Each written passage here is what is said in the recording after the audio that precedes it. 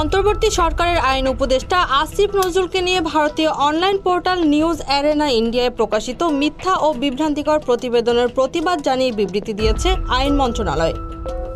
বিবৃতিতে বলা হয়, গত 24 এপ্রিল নিউজ অ্যারেনা ইন্ডিয়া নামক অনলাইন পোর্টালে জম্মু কাশ্মীরে হামলার পর বাংলাদেশের আইন উপদেষ্টার সঙ্গে শীর্ষ লস্করি তৈয়বা অপারেটিভের সাক্ষাৎ শিরোনামে আইন উপদেষ্টা ডক্টর আসিফ নজরুলের বিরুদ্ধে একাধিক মিথ্যা, মানহানিকর ও অদায়িত্বপূর্ণ অভিযোগ উপস্থাপন করা হয়েছে।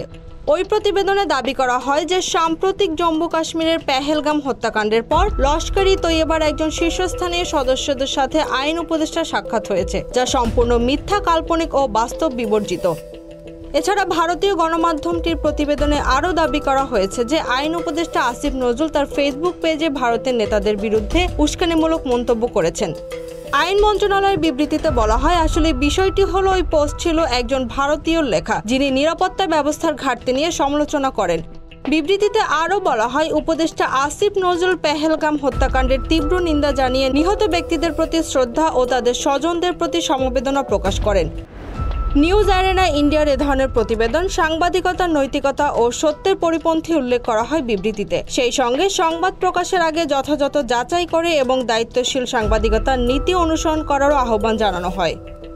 Z news, Dhaka.